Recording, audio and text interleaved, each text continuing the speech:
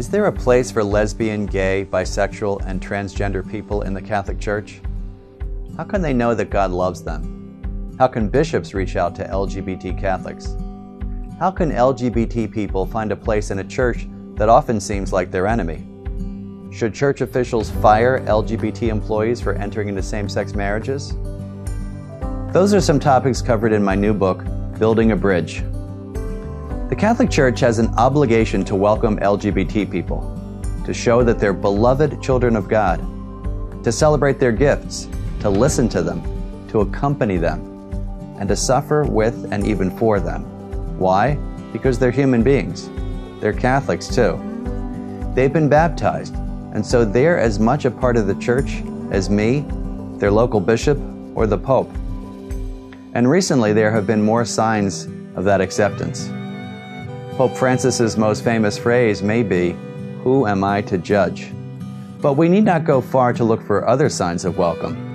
The Catechism of the Catholic Church calls for us to treat LGBT people with respect, compassion, and sensitivity. Those virtues can also help the LGBT community as it interacts with the Church. More basically, Jesus, in his public ministry, was always trying to include people and made a point of specifically reaching out to people who felt marginalized. Because for Jesus, there was no one who was other. For Jesus, there is no us and them. There is only us. Building a bridge, however, is about more than an invitation to welcome.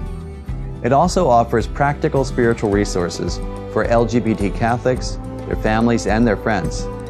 The book includes selected Bible passages, as well as meditations and reflection questions to help LGBT Catholics with their relationship to God, their church, and their own self-understanding, and to help their families and friends too.